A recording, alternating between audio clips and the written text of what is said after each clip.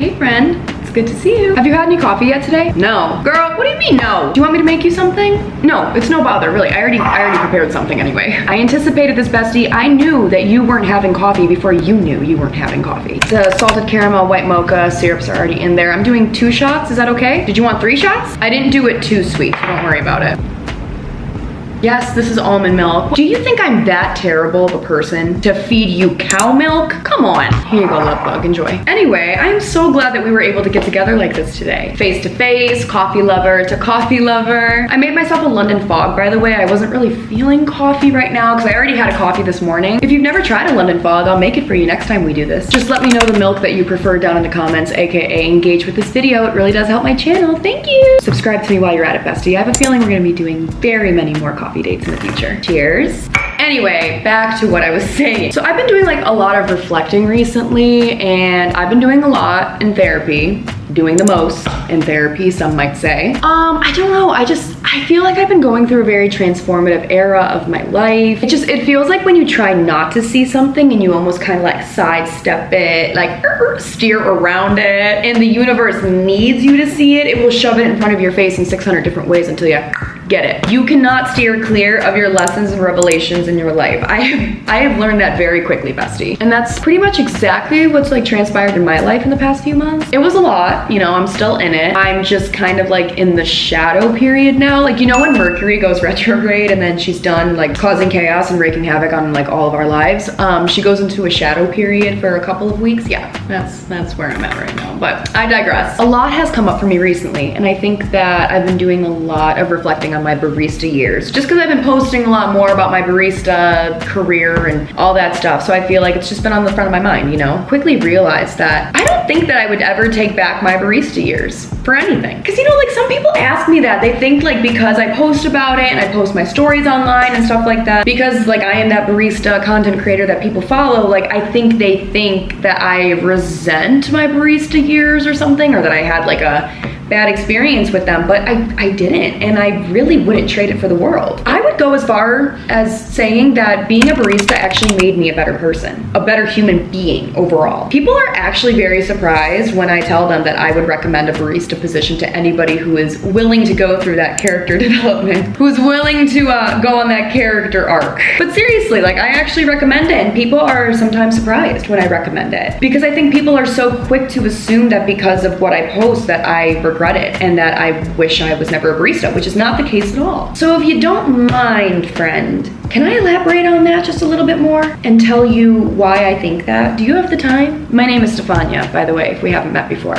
If we have met before, then welcome back. So if you don't already know this about me, friend, I was a barista for, in total, almost 5 years of my life. Pretty much most, or I should say all of my formative adult years, like young adult years, were spent as a barista. They were spent inside of a coffee shop. More specifically, spent inside of Starbucks, at least 4 times a week, at least. I was hired at Starbucks when I was 16. It was my first job, so I was pretty young. I was still learning who I was as a person at 16. I mean, I'll never tell my parents this, but you know, when they get in your face and they're like, you don't know everything, and then you're 16 and you're like, I know everything. And our parents were right. We knew nothing about nothing when we were 16. I feel like I got hired at Starbucks and immediately I had to do something that I had never done before that, which was interact with different people on a day in and day out basis. I shouldn't even say different people, strangers. I had to interact with strangers every single day. Not only did I have to talk to them, I had to make sure that they were happy, that they were leaving happy. And more often than not, some of them didn't even come in happy. As you can imagine, that's very stressful. Babe, you haven't even taken a sip of your coffee yet. I guess I haven't taken a sip of mine, so here, let's take a sip together.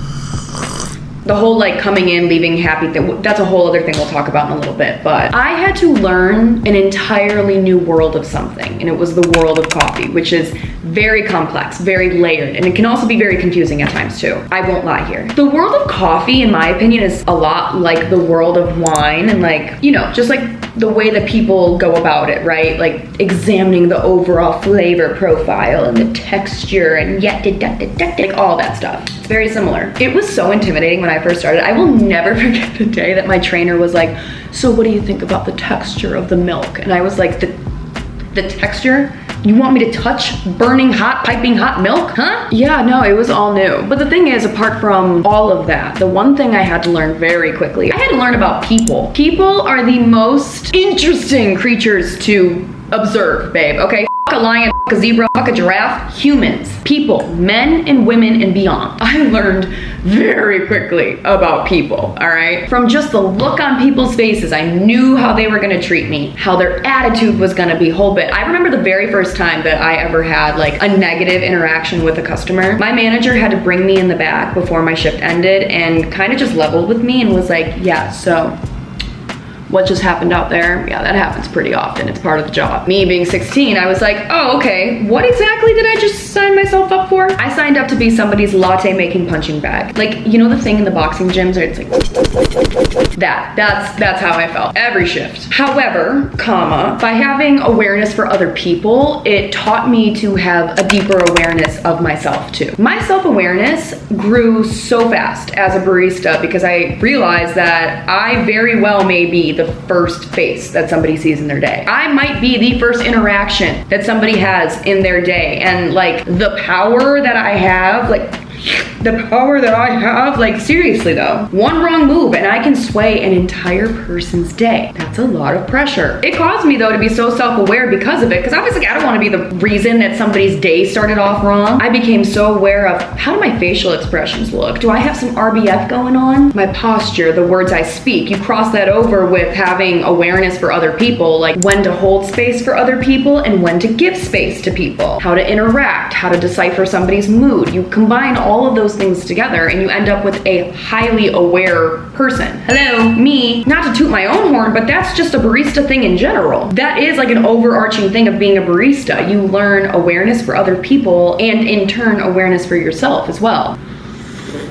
Now, in the present day, I'm obviously not a barista like that anymore. I'm a at-home barista. But those skills don't just disappear as soon as you hang the apron up. That's something that you learn and you keep with you forever, for your life. It's something that you build upon. Like learning self-awareness and awareness for other people during my time as a barista, like that didn't just go away. That's only grown over the years. It's honestly helped me understand myself better, to assess situations, to decipher people's moods and interact accordingly. It's allowed me to be a social chameleon. That's another thing though. I feel like every interaction I had, I kind of almost took like little nuggets from and shoved them in my back pocket. I remember one time I had a full conversation in the drive-thru with this dude all about leather jackets. Like I have no idea if a conversation about leather jackets will ever come up in the present day, but when it does, I have some interesting facts about leather jackets that I can share. Did you know that leather jackets were actually used as protection during World War I? I thought it was something that John Bon Jovi wore and looked good while doing it, but no, there's a lot more there that I can share, but will I ever even need to? I don't know, but if I have to, I'm ready. I think being able to blend and mesh with different people and not only be able to relate to them, but understand them, it creates more appreciation for mankind. Appreciation? What was I even trying to say there? It creates more appreciation for mankind, number one. But number two, I think it actually like creates this environment, cultivates this energy where people just feel very welcome and safe around you. As human beings, we just want to feel seen. We want to feel heard. So isn't it amazing when somebody is so able to do that for you, to do both those things for you effortlessly? Like, it's amazing. It's part of the job. Like, you literally get trained to do that. Not actually trained by a trainer, but like the job itself trains you. I don't know how to describe it. Here's the thing though, and this is something that I just want to know, and this is what I was referring to earlier. How that manifests and projects is very different in certain situations with certain people. You can have all of the awareness in the world, but at the end of the day, baristas aren't mind readers. Some customers do come in and project their emotions, project their days onto baristas. And I won't lie to you, that is the worst part of the job. I realized very quickly that when a customer comes in at like, I don't know, 4 p.m. and they're looking for a croissant, and if you take 1 minute too long with that croissant, they're gonna be yelling at you.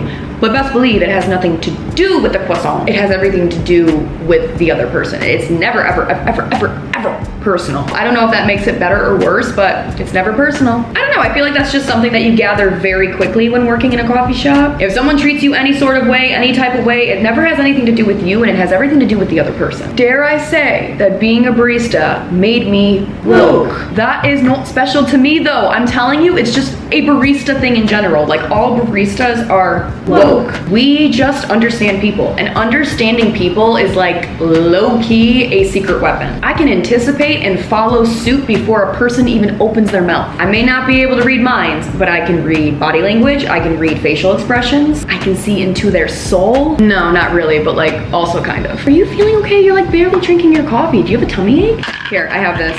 I know you gotta go, so we'll wrap this up, but I just want to say that being a barista, probably one of the most rewarding and necessary experiences of my life so far. I mean, yeah, it sucks when you're in it a little bit because, you know, the long hours, being on your feet, constantly talking with people. I mean, there's obviously pros and cons to everything, but the connections you make, the people that you make smile, the person that you grow into, you can't just like find that anywhere. That is a very special aspect of the job. Like, it makes you more outgoing, it makes you more talkative, it makes you more able to relate and understand people. I always say now that I am a very extroverted introvert. You would never guess this, but like on the lowest of lows, I am an introvert. Did you know that about me? You'd never guess it by like the way that I show up and the way that I like, you know, kind of just like express myself. A lot of people are like, damn, bitch never shuts the up, but what are you gonna do? And no, baby, I just be putting on the extrovert hat as soon as I walk out the door. But when I'm back in my cozy space, my humble abode, and I hang that extrovert hat right back up, you know what I do next? I go and I put on my fuzzy little sockies.